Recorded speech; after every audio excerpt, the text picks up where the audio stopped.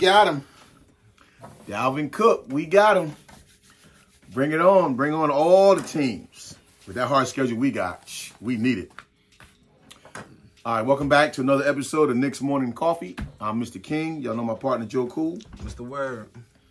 Yeah, so today we're gonna spend a little bit of time on our boy. First used to be your boy, but our boy Jalen Brunson. Yeah, we got to talk about him today because what I wanted to title this one was The Making of a Superstar. Because with all this stuff going on, like is Brunson turning into a superstar right before our very eyes, and it's just like it's getting. And we'll break it down and get into it a little bit, but it's getting impactful because my question was like, what's the overall impact, you see some from Brunson among the other players? Right. You know what I'm saying? Like he's becoming this iconic figure all of a sudden. Well, his trajectory, I can't even say the word, but it's going up as if like Paul George, Jimmy Butler, like all of a sudden something just clicks. And the stars align for you, and it's taking you into that next level. I know maybe even Jalen Brown, Jason Tatum, I think their level of stardom went that way. Like, it was like, oh, they knew in the league, the next young generation, and the stars align, and you get to that next level. Well, yeah. You know what I mean? He's like... Now, hopefully he can take a couple of our players with him on that journey.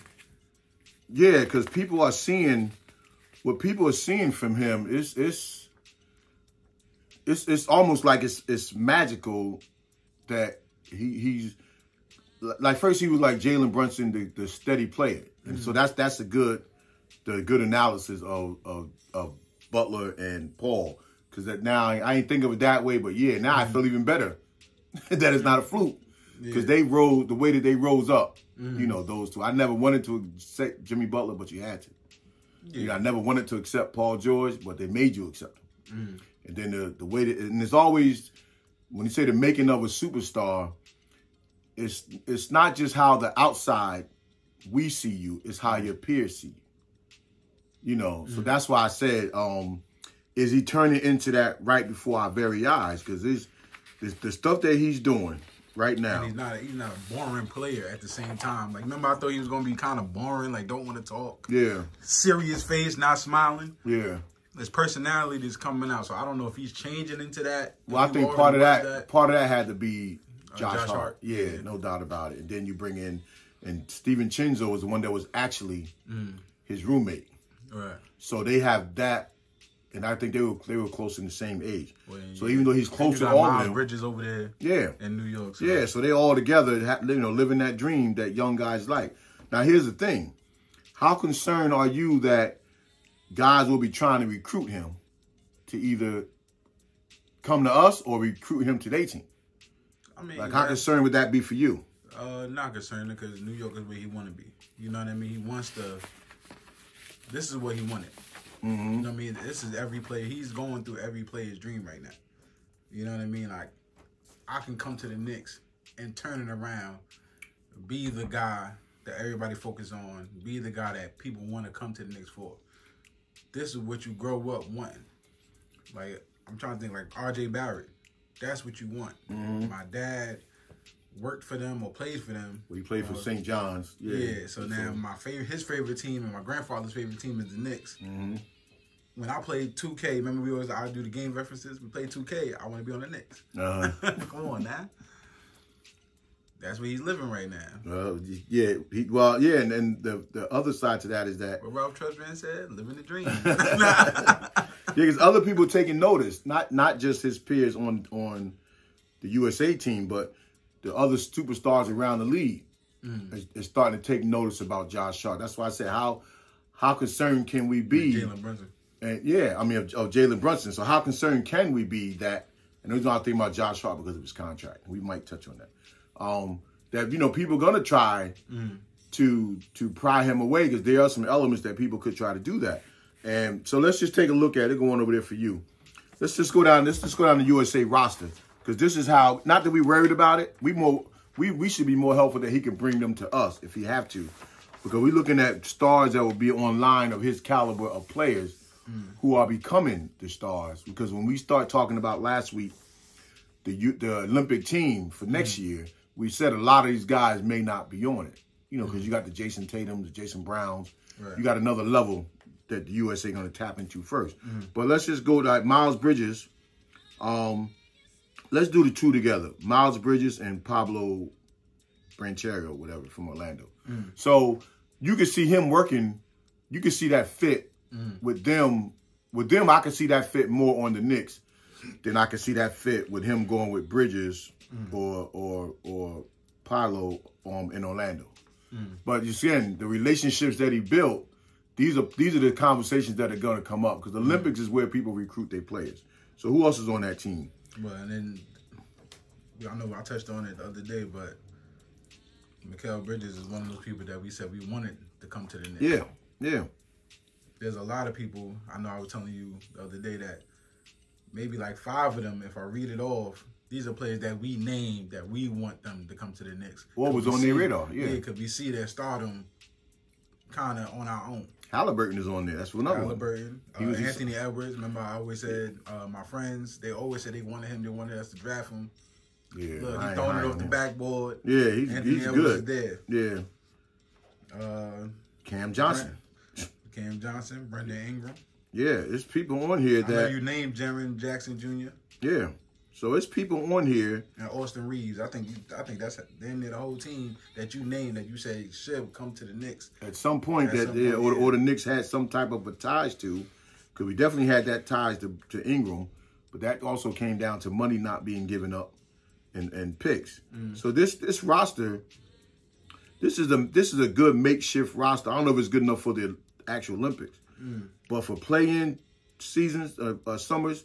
This is pretty good, but these are the people that Brunson is going to be looking to pair with. He's not necessarily going to be looking to pair probably with superstars. Because when you start seeing your growth, you want to be that guy. And so I'm just curious that while they all having these locker room stall conversations and these hotel conversations locked up in their rooms, that he's not pulled the other way. And I think Brunson is stronger than that. But again, we'll know in the next 2 years or so how these things shape up. But I guarantee y'all one thing. 1 or 2 people on this list will be a Knick. I guarantee you that, why Brunson is still with us. Ain't no doubt. Yeah. I know that. I believe that in my heart that this is the type of star power that Brunson is bringing. And the other question that I was thinking too before is how did he get this way? You said how? Yeah, like how all of a sudden is he this? I mean, the stars aligned. Like the league knew who you was when you were starting, coming off the bench for what's his name, Luka Doncic. So there's nothing but you dropping 25, 30 points with him not there. Yeah. So then you go to a struggling Knicks that need to find their point guard. You go there and you put on a player performance that. You know what I mean? That's all we asked for. Yeah. And not only that, show like you're not fearful of the lights and the cameras. And you showing your personality. Now you Team USA, and all these young dudes are your peers and your friends, people from college that you play with around the league. Yeah, the stars align for you. Yeah. Well, another reason why I was saying is the making of a superstar, because even if the fans don't vote him into the All-Star game next year, you can be for certain that the coaches will. Because even on the Olympic team, let's look at a couple of the coaches. Steve Kerr, the head coach from Golden State Warriors, Ty Lue from the Clippers, and Eric Spoelstra from the Heat. Now, I don't really see Steve Kerr lobbying to get him on Golden State, but I certainly could see Ty Lue and Spoelstra. You know, they can't tamper. But I can see them now thinking, oh, man, this guy's a winner. We got to consider this dude. Yeah, I think that would be the biggest upset in Knicks history if that ever happened. Like, if they could just pull somebody we definitely tried to get to the Knicks. Remember, we ain't even hesitate. Yeah. We threw that money at him and said, all right. Golden State, I don't see him ever fitting with Golden State the way they play. But remember, back in the day with Curry, they was sticking us from something that happened the year before. Golden State didn't necessarily even want Curry. But they knew that we was targeting him that next pick. So they finagled to get in there, and then they took him. But that was supposed to, at the time, supposed to have been to slight us. I could see this if that family affair breaks up in, like, you know, turmoil or something. I don't. You talking about as far as the like Knicks? the Leon Rose, World Wide West. I could see if something like that blew up and management had to change and his dad couldn't be there no more and it was kind of like a headache and not a rebrand, but if something like that went on, I could see him leaving. Yeah, right? yeah. But I don't see him leaving for that. Huh? That's what I mean. I could see him leaving for that. I mean, the way we got him, there's no way. Like loyalty kind of plays a part in that. Like we know we're gonna take you, and we know we're gonna guarantee you this money. We threw the bag at him. Yeah, and then the bag ended up being cheaper than we thought. Yeah, but it was way more than what Mark Cuban was gonna give him. I mean, it was, but we outbid ourselves. Yeah, we outbid ourselves, but we actually it was still low. Oh no, still low. Yeah, still low compared to everybody.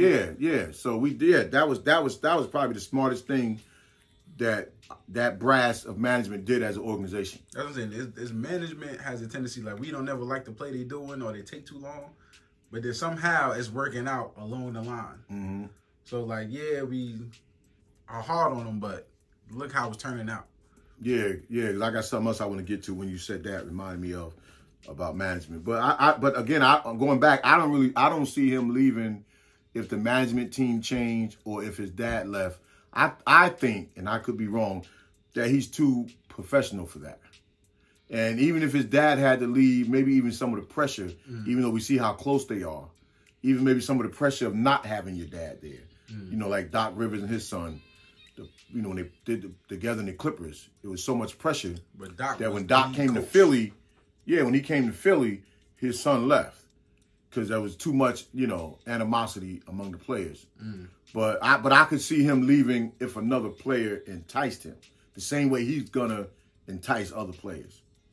So I could see that because we're pretty sure he enticed the two Villanova guys, because they could have went elsewhere. So but as far as the coaches, there's history, of course, with Leon and them, and even Thibodeau, from when his father played for Chicago. But I just think his mindset is he's just so mature on the surface that I don't know. I just doubt maybe that he'll leave. But with all these coaches around the league now viewing him as that guy, his superstardom is just, by the time the season starts, his superstardom going to be way off the charts.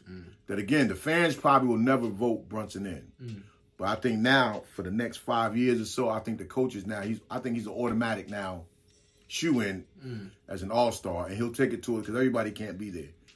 So he's just gonna take it to a whole. I mean, the target on our back, the games are gonna get nothing but harder because now when you start looking at the Knicks as somebody that you gotta play, like right now, I think teams look at the Knicks all like the same old Knicks. But then when you got RJ dropping 30, him and his new stardom, Randall, somebody that they know can give you 30, they're gonna come out the gate like, nah, he's not no slouch. So the games are only gonna get harder. So. Oh yeah, because teams definitely gonna know that when they gotta play us. Oh no, it ain't no cakewalk no more. Yeah. Oh, that's without a doubt that's not no Last year not no cakewalk. Last year we knew he was gonna be like, as a Knicks fan, I know teams probably look at the Knicks on the schedule unless we playing them in the Garden. They probably like, we gonna walk all over them, and they wake up call. Yeah, we coming for you. Yeah. Now they're gonna be like, I don't want to get embarrassed by Brunson playing like that, RJ Barrett muscling me. Yeah, but Randall overpowering our team. Like now it's gonna seem like now if RJ had his stuff together, it looked like we got that mini big three that we want if they play to their potential. Yeah, because you said RJ dropped big numbers in one game, but you said it wasn't. Yeah, I didn't really like how it looked. Now I'm being picky with him. Now I can't go into another couple of years and people telling me, oh, he's gonna get better when his classmates are all exceeding expectations. People before and after are doing numbers that they're supposed to be doing or hitting whatever ceiling they're at or going through it. So with RJ, you dropping 30, but I didn't really like that 30. Well, I was reading something yesterday that his trainer was on somebody's show, and the trainer was talking about he was like defending the criticism about RJ, talking about the way that they train, that they train to start slow. They train slow movements so that he turns it up and gets that burst to the basket to keep the defense off guard. That's all part of their regiment that we see look like. I didn't know that the critics say RJ was a slow player. I don't remember that. But I mean, he was saying that's the knock on him. But he said they train that way to start slow on your move and then burst into a drive. I say this. The good thing about us is we played ball before. You know what I mean? So we know starting slow is not whatever. Like I don't get. Well, I get. See, I see. Kobe had no knees. Like they call you the Maple Mamba. He couldn't be explosive to the basket, and Kobe was still dropping 81 points. Like it don't matter. But RJ is explosive to the basket. Steve Nash didn't do the extra razzle dazzle. He did the basics. Yeah, he made the basics look good, and that's what it is. Like Mark Jackson, they say Mark was the slowest point guard in the league, but Mark was always quick enough to blow by people, the quickness. But what the trainer was saying to me was starting to make sense. RJ doesn't play with the great motor that we see people running around with, like Grimes and them. But I started thinking about most of his drive lefts. He started out slow, and then boom, he's gone. And then they can't stop it, especially when he get it up over the rim. So it was kind of making sense to listen to what the trainer was talking about. Yeah, he plays that. RJ kind of plays that New York style of ball when it's run and gun, but when the play is so good, they can kind of slow down, turn the gas on, stop, do a crossover, turn the gas on, go left. Like, that's what we do, in New York. Like, I don't know if that's how it is in any other places, but when you play that run and gun style of ball and you flying up and down the court, you're not doing that the whole game. Yeah, because the idea players will slow down, have everybody go past them when they trying to stop you. New York guard. They known for freezing. This is why we love RJ. Yeah. Now it's not translating into every game. That's the problem. So he just all of a sudden hit his shots. He did that all season long. He dropped 30 because he hit his 3-point shots. He hit his mid range, and he just out muscled the other players. Now what's going to happen when you can't out muscle the other players? That's my issue. Like at this point, I think you should be dunking on him now. But that's the thing with RJ. And this is not even RJ's fault to a degree because Tibbs by now, he's going into year 5, I believe, right? So you got to know RJ's tendencies and the way RJ plays. And if you're not going to incorporate that, like when he does have it, when Randall and them was out and he's with the second unit and he gets to isolate his man, even though the middle is crowded, he still can get to the hole. See, that's a play in itself because the other guys know don't go into the lane.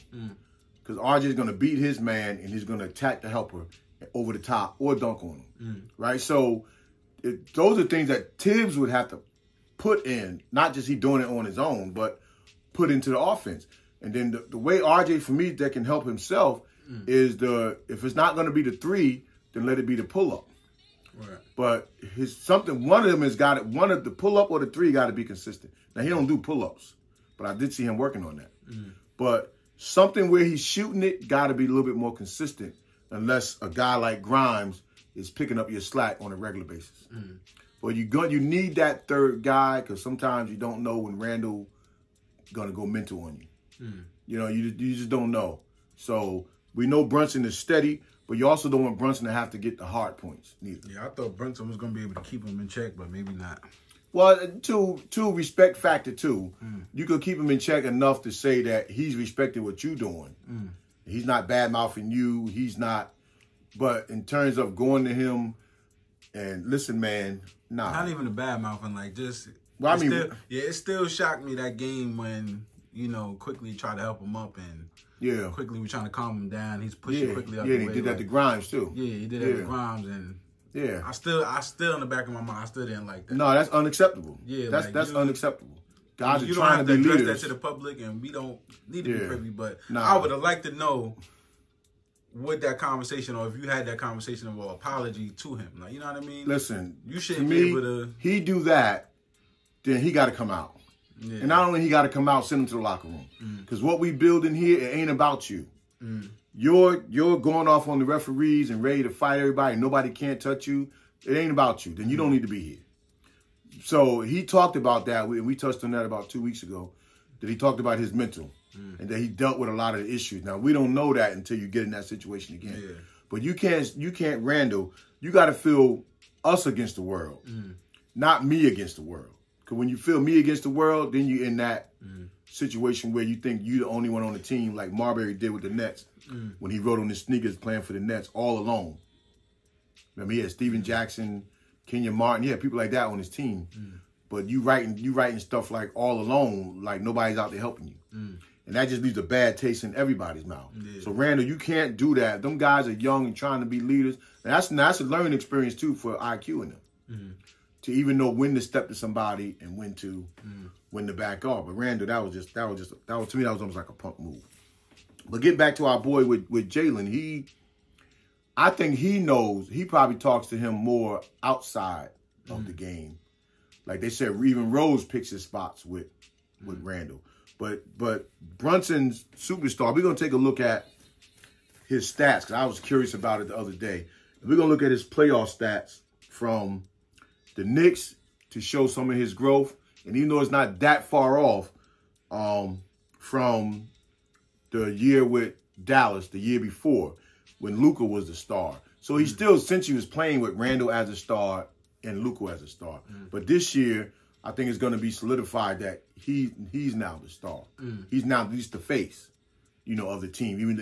And I'm sure he knows he can't go as far as Randall will take them.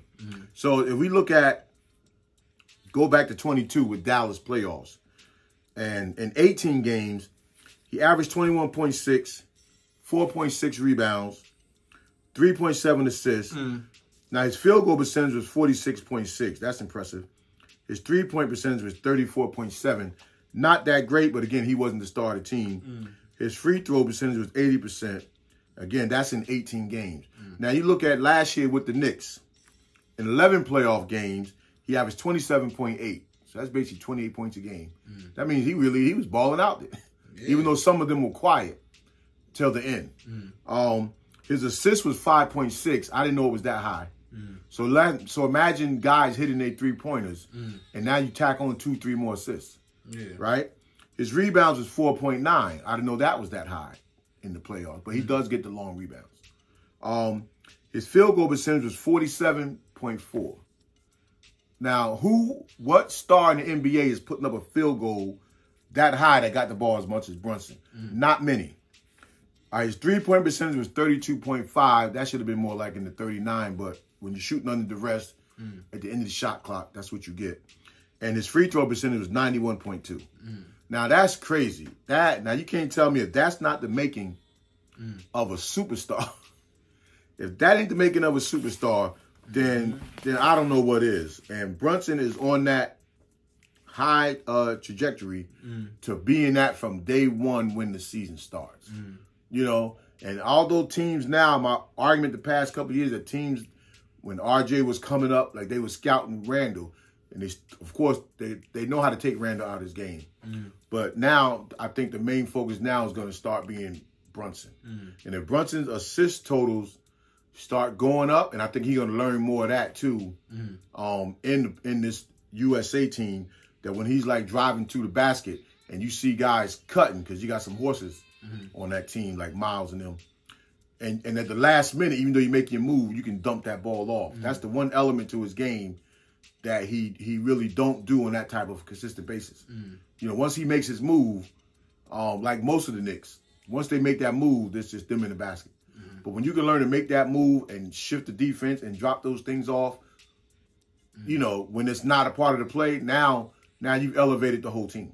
Yeah, which he's doing in the Olympic Games. Right, and you have to, because your job is to get everybody involved. So he's going to bring that element to the Knicks. I mean, when that comfortability there when I throw it out, you're going to hit it. I remember I always said that with Melo. I said, what you want him to do when he kick it out to the three-point line? Well, Melo's was different. I'm talking about in the shooters missing. Yeah, Melo's job was same thing in the playoffs. There was times where they was locking down Brunson, and then you kick it out to the person at the three, And all of a sudden, they in the shooting slump. You know what I mean? Quentin Grimes, even Josh Hart, like they all couldn't just, seal the deal. Like, but that's the part that you gotta hit. Well, we gotta hit that. But the part that'll make us deadly is when they making a move to the basket. And just because the guard is making a move to the basket and you know they're gonna shoot it, we can't stop moving. Those teams where the offense is still moving around the defense to find the open seams. And even though he's going for the drive, once he sees you, they could dish it. But when we got that habit of standing around, you're not in somebody's vision. And that's what the one when Fournier that time, when he did have that 30 or 40-point game, whatever it was, 2 years ago, he stayed in Randall's vision. Every time Randall drove, he knew right where to move to. And that's a skill all by itself. So he was able to get clean looks, practice shots at the basket. And that's what we need from guys when Brunson is driving. As long as you got the one guard protecting the back, people got to move within his eyesight, even if you come in at the last minute. So we on a great track to have that superstar that we always wanted, and it's just up to him to build his cliche to make you the people's superstar. Now this is something that was when we was talking about, and I don't need to keep bringing his name up, Donovan Mitchell, but Brunson was asked about teaming up with Donovan Mitchell. Right, on a show, on a radio show. And his statement was, I just pulled out a few facts from his statement. One is I've known him for a long time, right? We came out of high school together. He's a good friend of mine. I didn't know that. I'm happy with my teammates. And then the other one is anything can happen in this league. So to me, that I love that answer because that answer showed leadership. It showed loyalty to the guys on your team because he said, I want to build what we have. And then it also showed the realistic side. It's not an emotional answer. Like Brunson is. I mean, that boy's smart. You know what I'm saying? Because anybody else would have got baited. They'd have got baited into that. Like if you would have asked. Laughed it off. Yeah, but if you would have asked 2 years ago RJ about bringing over Zion. Oh, yeah. Not knowing that if you're saying that, who's got to go? And then it don't happen. So the answer that they made there, to me, like I was like, kudos to Brunson for being so mature and not falling into those traps to alienate the team. Now, the other part that I had learned doing that same thing was, and I guess we kind of knew that anyway. Remember when I was saying when they was going after Donovan Mitchell and they kept saying they was going to get Brunson. But I at the time, I felt last year we spent so much time pursuing Brunson when you know you was going to get him that when people were coming off the board, you letting other people go. Like you already got your money slotted for Brunson. So let's get some of these people before they come off the board. And at the time, one of them two was Donovan Mitchell. So the Knicks' plan was to pair them together last year. Not worry about the small backcourt because people were going to, and then you had Mitch back there anyway. But people was going to have to deal with them on the offensive end and not to be so overly concerned with them being two small guards when you have a Mitchell Robinson back there. And then if you could have paired Mitchell Robinson with a real 3-and-D guy, now you got two. So I guess the concept was kind of like making sense. But, we just don't know all the time what Leon Rose and Wes, what their thinking is. So with me, with that small court, that's how we play anyway. It's not like it ain't nothing new to us. Well, they wasn't concerned about it, right? The Knicks wasn't. They wasn't concerned about it. And to me, I don't even think the height matters. I think the skill level matters. Well, now when somebody was talking about, I was listening to a show about Donovan Mitchell's not going to sign his extension and that they're worried. Cleveland is worried because he got like another year or two on his contract. He's not going to sign it next year. If he don't sign it, I don't necessarily. And they say he wants to go to a big market. So I don't necessarily believe he's putting all his chips in the Knicks. He also could be putting some of his chips in the Nets because he wants to be in New York in the big market. Now, I'm sure he would love to be a Knick, but I'm pretty sure, too, he's looking at that Nets roster. Is the Nets a big market as we think just because they're in New York? Well, I mean, you're gonna get the coverage. They're bigger than, they're not the Knicks, but you're gonna get your fair share of the coverage. And I guess his father working for the Mets, he wants to come home. You know, but I don't. But you know, also again, like guys like Miami, places like that. But he wants to be somewhere where his star can shine. And I don't know if I can fault him for that because he didn't ask to go to Cleveland. He said all the right things. He's close with the players. They said he was a great locker room guy. So in his situation, I don't mind if he don't stay with Cleveland. I mean, we talk about the state of the NBA. Now you see the James Harden situation, right? If we're gonna jump ship, now I don't feel sorry for James Harden because the way he did other teams, but that was foul on Philly's part to say now we've taken looking trade for you off the table when he only re-up with you because you said so that we could get more value if we sign you. So Philly signed him to say we'll trade you, but we get more that way. And now they say they're not going to trade you. So he's calling Daryl Morey a liar, who's like a father figure to him, the general manager, the president. So, but I don't feel sorry for James Harden because you left so many teams in disarray. You cheated your way out of so many teams, not giving 100%. Right. So, you know, but I don't know how that works for him keeping him. Yeah, when I saw that post, I thought about teams leaving, and now you're talking about the Donovan Mitchell at the same time. I'm cool with the NBA if players are going to go where they want to go, but then I feel like you might as well stay there. You know what I mean? Like, and then that friendship, buddy thing that the players got going on, I don't want to see that no more. Because now who you with, and this is where you want it to be. But people like James Harden, KD, y'all play with everybody y'all wanted to play with, and y'all not satisfied. That's my problem. I don't care what team you thought you was going to go to or where you went. You went to New York with all your buddies, and y'all still couldn't do nothing. So where do you want to go? Yeah, and you wasn't happy, so you sabotaging games. Yeah, James Harden is a cancer, and the NBA don't need you. You know, they don't need a guy like these young boys is coming, and they on the rise. Listen, so they don't need you. We're not going to get no USA teams on one team, but I'm for it. Y'all want to go play with your friends and be with the superstars y'all want to be with, cool. But then once you get there, I feel like there should be you have to stay here unless the team don't want you. To a degree, because but at this point, it's not fair no more. Right, and I don't know if he has a no trade clause or not. And if he don't, but who's going to take you on a 1 year rental? Same thing with Donovan. Donovan's situation is different because he's just saying he want to be in a big market. He ain't knocking Cleveland. No, I mean, but James Harden's situation. He would have been a Knick if they wasn't acting like that. You know what I mean? Well, Cleveland still had to trade him to the Knicks.